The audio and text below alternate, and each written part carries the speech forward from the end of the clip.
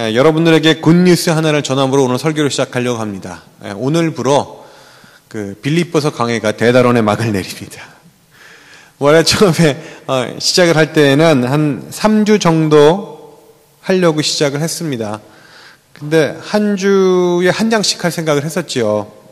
그런데 시작을 해보니까 한 절 한 절 묵상하면서 실천하는 재미가 있더라고요. 그래서 점점 짧게 잘라서 강해를 하고 그러면서 끌다 보니까 한 5개월 갔습니다.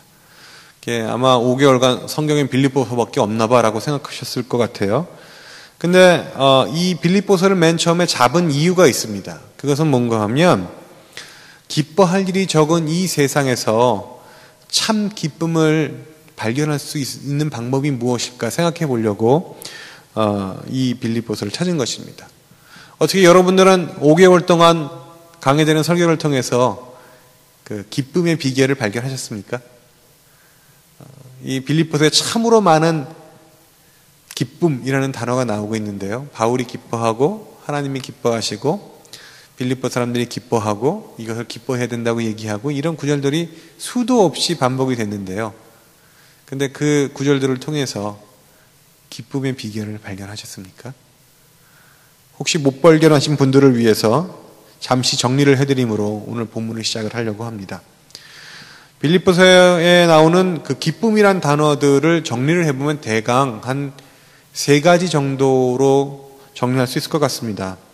바울은요, 첫 번째로 하나님 그분 자체로 인해서 기뻐하였습니다. 다른 것 때문에 기뻐한 게 아니라 하나님이 살아계시고 하나님이 함께 계시고 그 사실 하나만으로 바울은 기뻐할 수가 있었습니다. 사실 이것은 빌립보서에만 국한되는 건 아닌 것 같습니다. 사도행전에 보면은 이 사도 바울이 빌립보서에 갔을 때 엄청나게 얻어맞지요. 기억하십니까? 그리고 감옥에 갇힙니다. 그것도 그냥 갇히는 게 아니라 발과 팔이 꽁꽁 묶여서 갇혔다고 성경은 기록하고 있습니다. 그러나 그곳에서 바울은 찬양을 했습니다. 여러분, 슬퍼서 찬양을 했겠습니까? 한이 맺혀서 찬양을 했을까요? 기쁨의 찬양을 했지요.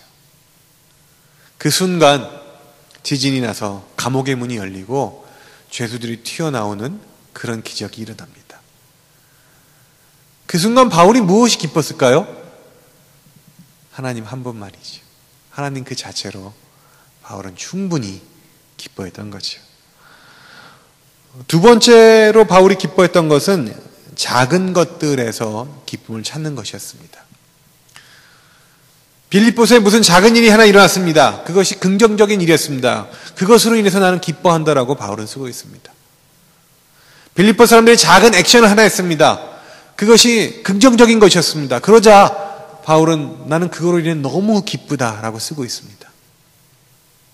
삶 속에서 어떤 사람 속에서 어떤 작은 것 하나 기뻐할 수 있는 것을 찾아내는 것도 사실은 능력인 것 같습니다.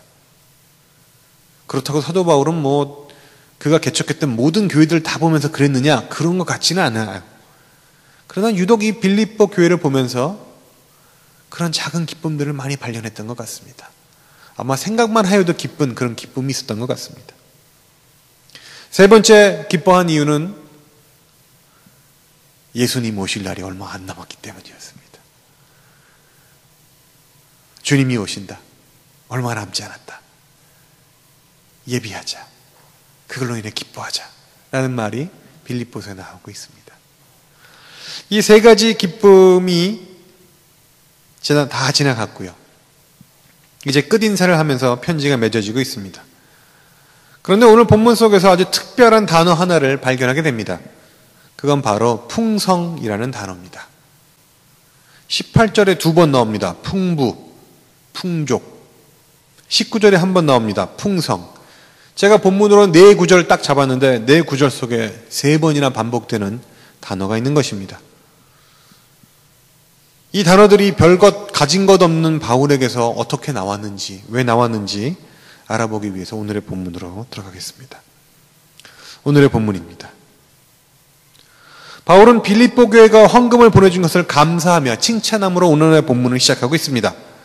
빌립보서 4장 14절에 보면 그러나 너희가 내 괴로움에 함께 참여하였으니 잘하였도다.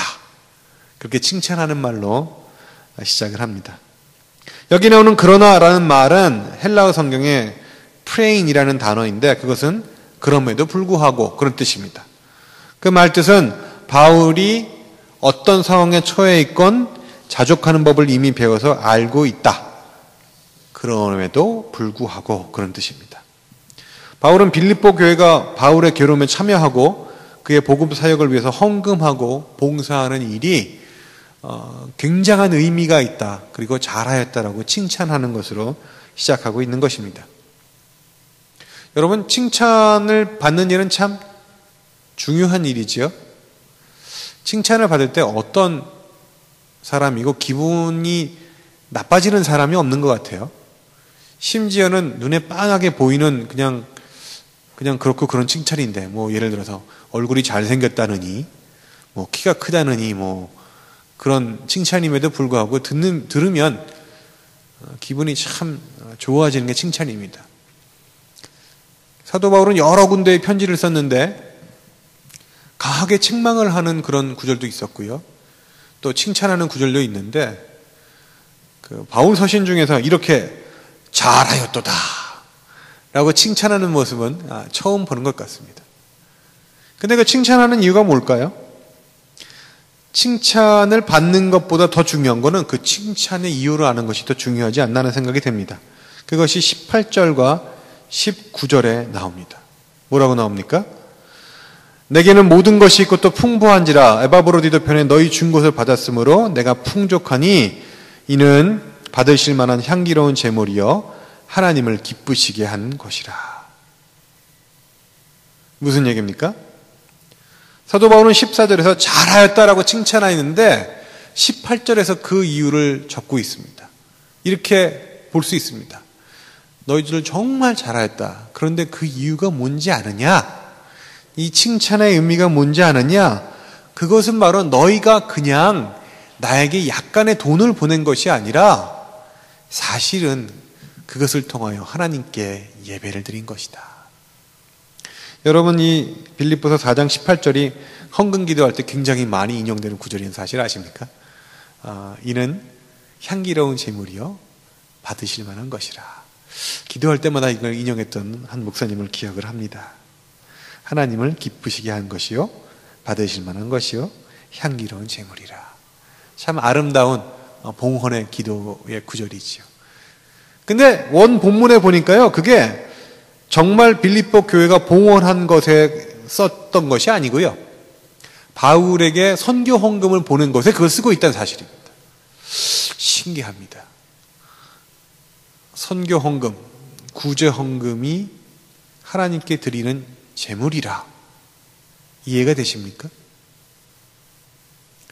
이것을 이해하기 위해서는 이 향기로운 제물이라는 단어가 처음 쓰였던 것을 한번 생각을 해봐야 됩니다. 어디 쓰였냐면 창세기 8장 20에서 21절에 써 있습니다. 이렇게 써 있습니다.